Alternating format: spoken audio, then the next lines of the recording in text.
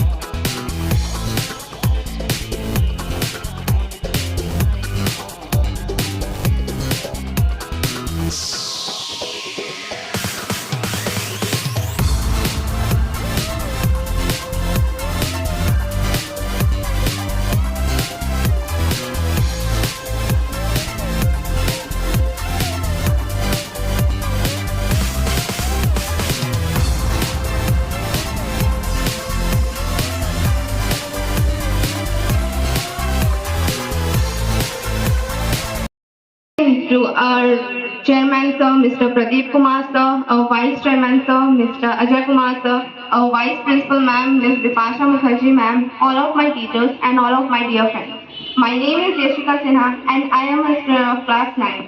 As we all know that today we are gathered here to celebrate a very auspicious day, that is Republic Day. Our constitution was accepted on 26 November 1949 by Constitution Assembly and came into force in 1950. Our constitution was written by Dr. B.R. Ambedkar. Our constitution tells us about the things like having freedom, treating everyone equally, and living like a big family.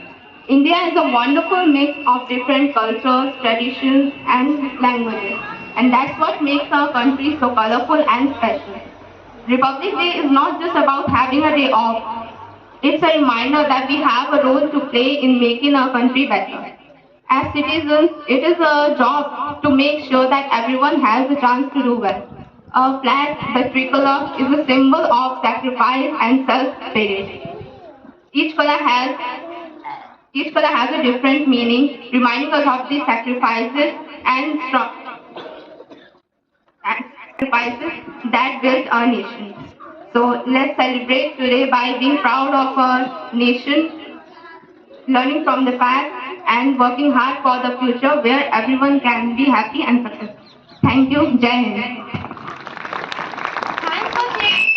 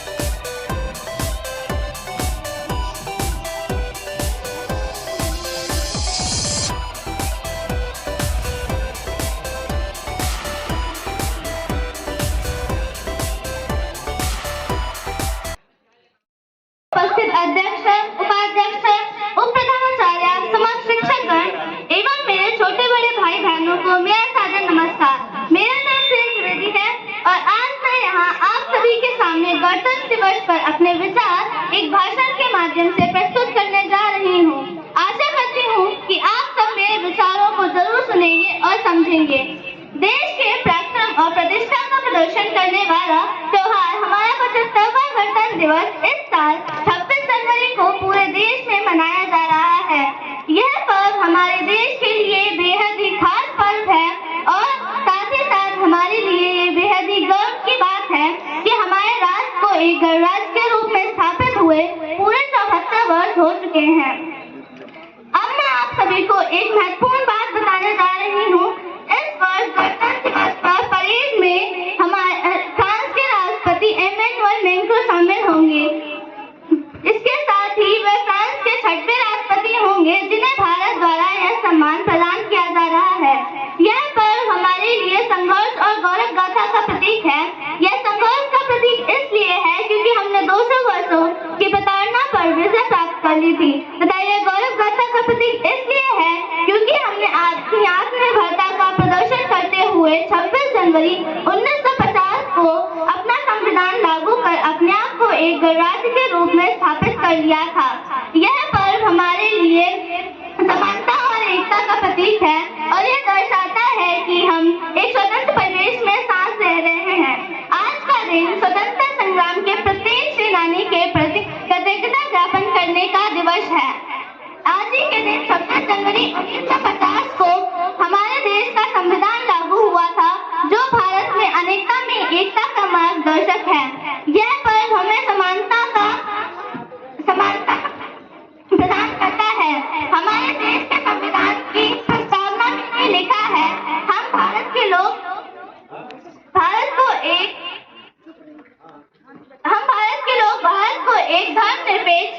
धर्मनिरपेक्ष समाजवादी लोकतांत्रिक गणराज्य बनाने और भारत के प्रत्येक नागरिक को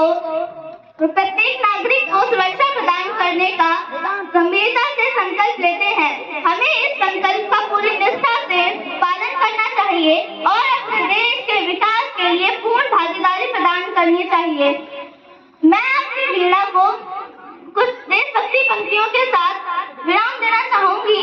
मेरा भारत देश अकेला है जहाँ सब धर्मों का मेला है, जहाँ सागर नदियाँ झीलें हैं, जहाँ वीरों के कबीले हैं। धन्य है मेरी मातृभूमि जहाँ मैंने जीवन पाया है। इतना तेरा कृतज्ञ हूँ जो भारत में उपजाया है। जय हिंद।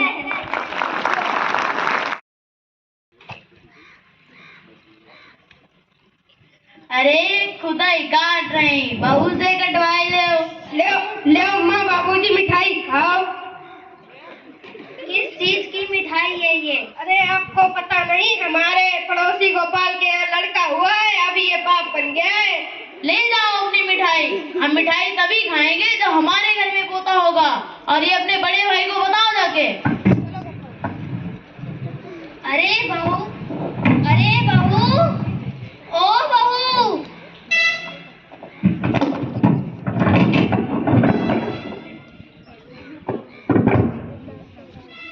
स्वेटर साइड बेटा।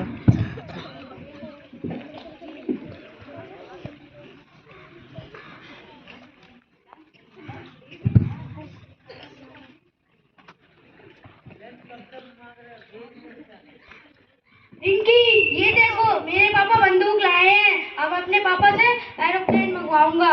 मैं भी अपने पापा से डॉक्टर शर्ट मंगवाऊंगी और मैं बड़े होकर डॉक्टर बनूंगी।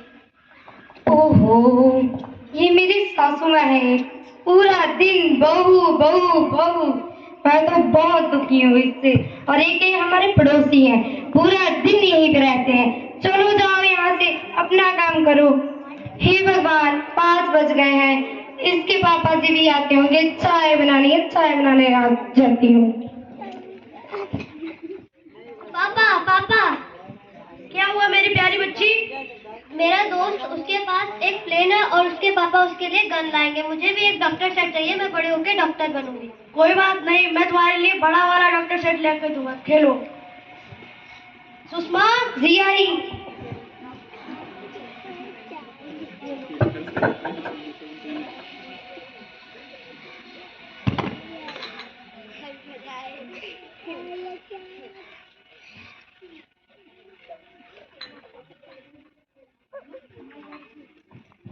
अरे बेटा, हाँ माँ, इस बार तो मुझे पोता ही चाहिए। जो हमारे पड़ोसी हैं उनके यहाँ उनका चिराग आगे बढ़ चुका है, पर हमारा चिराग अभी आगे नहीं बढ़ा है। पता नहीं कब पोते का मुंह देखने को मिलेगा, मिलेगा भी या नहीं। सुषमा जी आई जी, चलो डॉक्टर के पास चलना था आज। जी मैं बस इसका मुंह दिलवा ले। नहीं वो ठीक है जी, चलिए।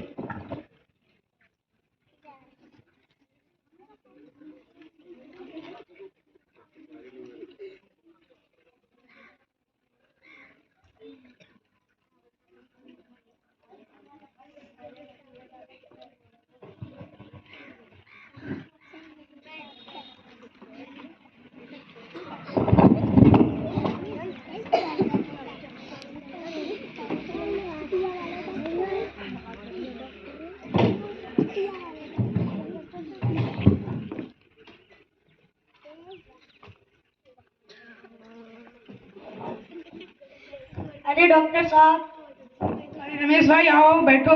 नमस्ते भाभी जी, आओ बैठो। क्या हुआ भाई? अरे जो कल जांचें करवाई थी उसी की रिपोर्टें लेने आया हूँ। अच्छा अच्छा, नर्स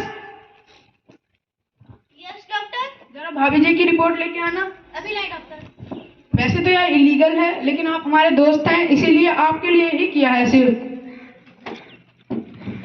ये लीजिए डॉक्टर।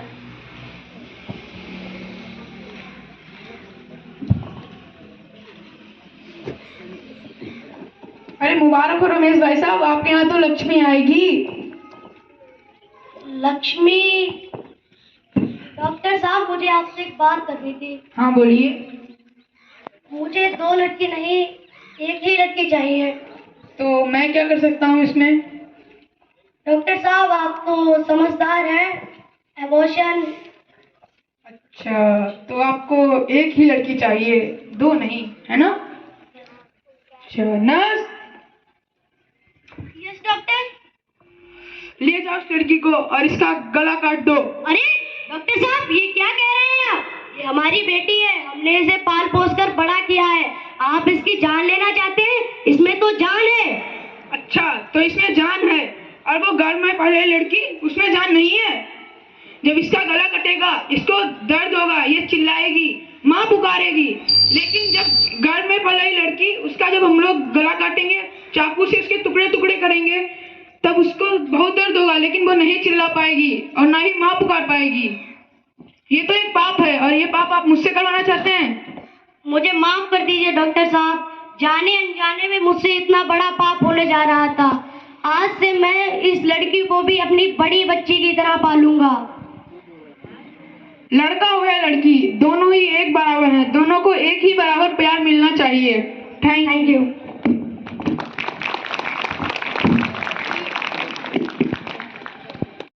हम पिता जानो तन साथियों, अब तुम्हारे हवाले वतन साथियों।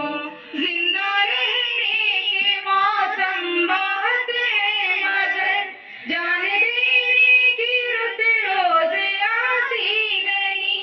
हुस्न और इश्क दोनों को रुसवा गए, वो जवानी जो घूमे नहाती नहीं। आज धरती बनी है दुल्हन साथियों, अब तुम्हारे हवाले वतन साथियों। कर चले हम पिता जानो तन साथियों, अब तुम्हारे हवाले वतन साथियों। राह कुर्बानियों की ना वीराने हो, तुम सजाते ही रहना नए काफिले।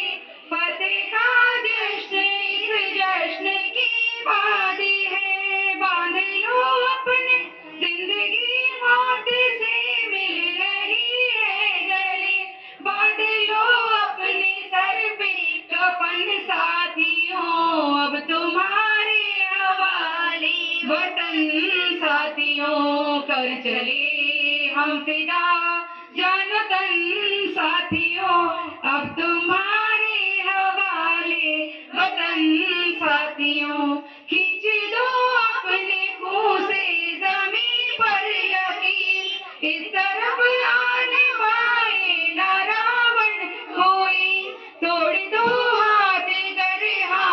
उठने लगे, ढूंढ पाए न सीता का दामन कोई, राम भी तुम्ही लक्ष्मण साथियों, अब तुम्हारे हवाले वतन साथियों, कर चले हम फिदा जानो तन साथियों, अब तुम्हारे हवाले वतन साथियों, अब तुम्हारे हवाले वतन साथियों। जय Hind. That's a nice song by our teachers. Give them a big hand, everyone.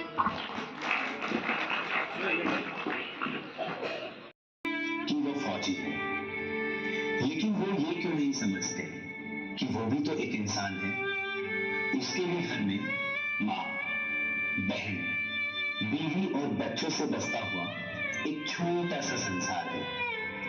जब फौज में शामिल हुआ था तो ये नहीं सोचा था कि वापस उसकी लाश घर आएगी, और ना ही ये सोचा था उस कफन में लिपटी हुई उसकी लाश को देखकर उसके छोटे से संसार की आंख भर आएगी। साहस कितना है ना उस माँ में, जो इस उम्र में भी बेटे को कफन पहनाया है। सोचा था कि कभी उसकी चिता को लकड़ी उसका बेटा देगा, जिसे उम्मीद पकड़ के चलना सिखाया है, जिसे उम्मीद पकड़ के चलना सिखाया है।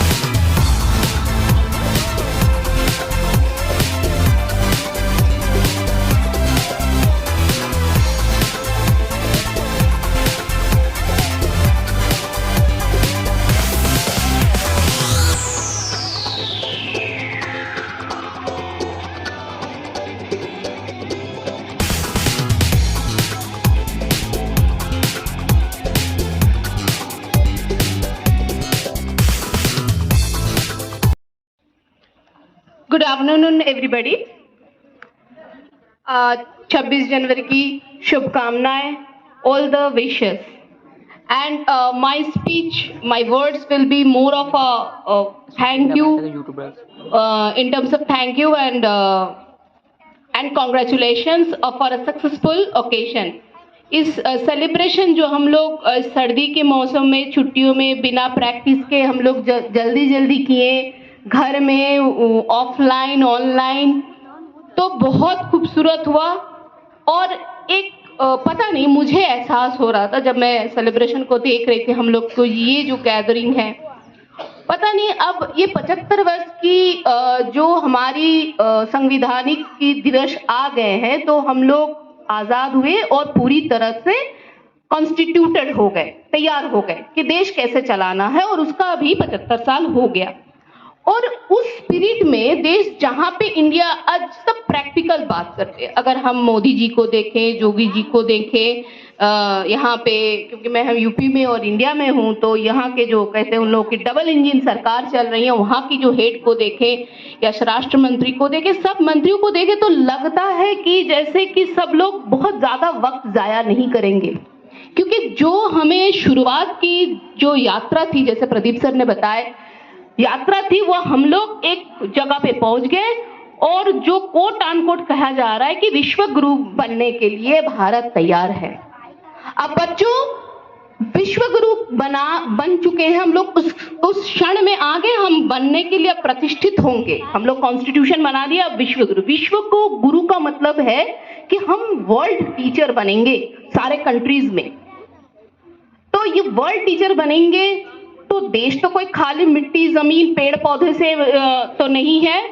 सारे बच्चे प्लीज एक बार मेरे तरफ देखें, ये विश्व गुरु आप लोगों का जनरेशन है, आपके काम करना होगा। हम हैं, हम लोग हैं, हम बुजुर्ग हो जाएंगे, बूढ़े हो जाएंगे, लेकिन आप लोगों का जो वक्त आएगा आज से 5-10 साल बाद, जब आप कॉलेज की तरफ जाओगे, जो 10th वाले बच्चे निकल रहे हैं, जो 6 के बच्चे हैं, ये जब आप कॉलेज और आपका जो जब 25 का आएगा, 20 का आपका खुद का उम्र आएगा, तब आप इंडिया को विश्व गुरु के बार बार स्थित करेंगे। और उस कुर्सी पे बैठ गए हैं इंडिया, आप वहां पे उस कुर्सी में आपको उसको आचार्य के रूप में पूरी तरह रखना पड़ेगा। आपका ये काम है। सर कुछ बोल रहे थे, मैं उसी का ही एक्सटेंशन कर रही हूँ कि इंडिया विश्व गुरु के चेयर उसको ऑलमोस्ट मिल गई है, वो अपने को साबित कर चुके। The country has proven, now आपको उसको वहां पे इज्जत के साथ, पूरे आदर सम्मान के साथ वहां पे रखना है।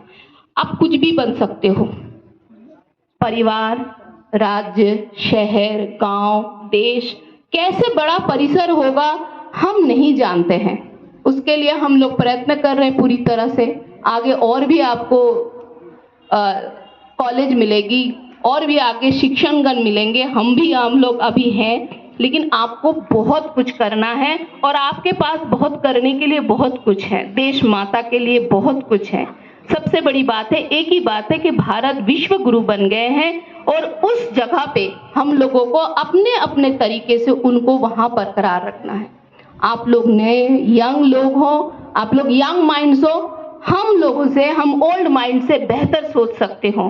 तो कभी भी आप लोग ये मत सोचिए कि आप बच्चे हो, नहीं, आप न्यू वर्जन हो। कंप्यूटर की भाषा में बोलते हैं आप लोग अपडेटेड वर्जन हो, न्यू एडवांस हो।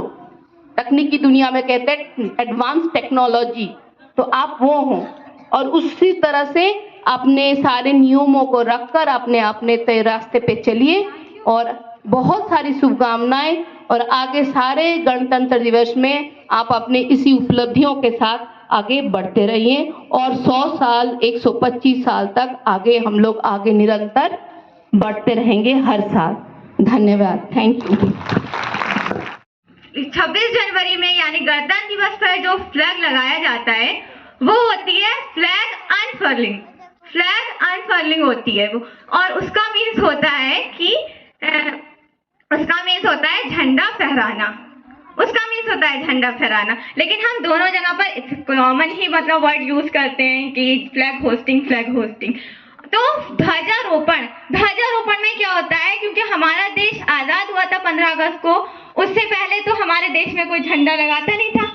तो उसमें क्या होता है कि जो भी डंडा ऊपर, जो लाल किले पर जो डंडा लगाया जाता है, उसमें नीचे से झंडा को नीचे बांध के उसके बाद में उसको एक रोप से खींच कर ऊपर ले जाते हैं और उसके बाद में उसको फहराया जाता है। लेकिन जो 26 जनवरी होती है उसमें झंडा ऊपर ही लगा होता है, सिर्फ उसको फहराया जाता है। Okay, thank you. विद्यालय प्रांगण में उपस्थित यहाँ प्रधान ji, vice chairman sir, vice principal ma'am, सभी शिक्षकगण और प्यारे बच्चों, सबसे पहले आपको जो आज हम लोग डायमंड जुबली मना रहे हैं गणतंत्र दिवस की, उसकी हार्दिक शुभकामनाएं। और मैं कुछ चीजों पर आपका ध्यान लेकर के जाना चाहूंगा कि जो आज हम यहाँ पर बहुत खुशी और हर्षोल्लास से गणतंत्र दिवस मना रहे हैं, तो यहाँ तक पहुँचने की जो हमारी जर्नी रही है, जो हमारे पूर्वजों ने हमें ये मौका दिया कि हम आज इतनी स्वतंत्रता के साथ ये सब कर पा रहे हैं, उसका स्ट्रगल बहुत ही डीप रहा है, जिसको आप लोग समय समय पर आपके शिक्षक आपको बताते रहते हैं। और जिस समय हमारे देश में गणतंत्र लागू हुआ था, उस समय पर जो विदेशी बहुत सी बड़ी ताकतें थीं, उनके जो नेता हैं, उनका कहना था ये देश ज़्यादा दिन टिक नहीं पाएगा। और कारण था यहाँ की विविधता, यहाँ का जो ज्योग्राफिकल कह सकते हैं कि जो विविधता है, और जो रिलीजियस कह सकते हैं कि डाइवर्सिटी है, उन सब कारणों की वजह से उन्हें ये लगता था कि शायद ऐसा पॉसिबल नहीं होगा। लेकिन हम सभी ने मिलकर, वो जनरेशन के लोगों ने, जब अंग्रेजों ने यहाँ पर हम लोगों को बदतर हालत में छोड़ा था, तो वहाँ से हम लोगों ने अपने देश को बेहतरी की तरफ ले गए। और आज की डेट में चाहे हम इकोनॉमिक पावर में देखें तो शायद हम लोग दुनिया के टॉप 5 देशों में आते हैं। आप मिलिट्री के पावर के रूप में देखें तो भी हम दुनिया के टॉप 5 देशों में आते हैं, या फिर आज विश्व पटल पर जो भारत की छाप है ना, वो भी हमारे विश्व के टॉप 5 देशों में आती है। तो अब इस गणतंत्र में जो आपके लिए इवन प्रधानमंत्री से राष्ट्रपति और जो छोटे स्तर पर कर्मचारी काम करते हैं, उनके लिए जो नियम बनाए गए हैं, उन नियमों के आधार पर, उन नियमों के अंदर रहकर हमारे लोगों ने जो देश के लिए काम किया है वो सराहनीय रहा है। लेकिन आगे जिम्मेदारी रहेगी आप सब पर, आप सभी छोटे बच्चों पर, कि आप इस देश को आगे कहां ले जाना चाहते हैं और कैसे ले जाना चाहते हैं। तो एक छोटी सी चीज और मैं बताऊंगा आपको कि ये बहुत जरूरी होता है। भाई, आपका जो संविधान है वो क्या है? एक कह सकते हैं कि उसमें हमने नियमों को बनाया हुआ है कि हमारा देश कैसे चलेगा, ठीक है। तो इसी तरीके से, जिस तरीके से देश को चलाने के लिए कुछ नियमों की आवश्यकता है, कुछ विधि की आवश्यकता है, उसके लिए एक विधान बनाया गया है। इसी तरीके से चाहे हमारा अपना जीवन है या एक परिवार में हम रह रहे हैं, वो परिवार को चलाना है, एक गांव को चलाना है, एक शहर को चलाना है, राज्य को चलाना है, या फिर देश को चलाना है, तो कुछ नियम जो हैं उनकी सख्त जरूरत होती है कि हम उन नियमों के दायरे में कुछ डिसिप्लिन में रह करके काम करें। इसी तरीके से अगर आप चाहते हैं कि आपका जीवन बेहतर बने, तो आपको अपने जीवन के लिए भी कुछ नियम जरूर बनाने पड़ेंगे। अब वो नियम चाहे सुबह जल्दी उठने का हो, कुछ समय जो आपने निर्धारित किया है कि भाई हमको इतना समय अपनी पढ़ाई में देना है, इतना समय हमने अपने मम्मी पापा के साथ बिताना है, उनके लिए जो कर सकते हैं वो करना चाहिए, और इतना समय हमको अपनी पर्सनालिटी पर देना है ताकि हम खुद बेहतर बन सकें, ताकि हम अपने परिवार को बेहतर कर सकें। अपने गांव को बेहतर कर सकें, अपने शहर को बेहतर कर सकें और अपने देश को बेहतर कर सकें। तो मैं अपने शब्दों को यहीं पर विराम देना चाहूंगा और आपसे कहूंगा कि जो हमारे कह सकते हैं कि पूर्वज हैं, उन्होंने हमारे देश को बदतर से इस बेहतर हालत में लेकर के आए हैं, तो ये आपकी जिम्मेदारी है। आप अपने पूर्वजों से ये प्रॉमिस करें कि इस बेहतर हालत से आप बेहतरीन की तरफ लेकर के जाएंगे। धन्यवाद।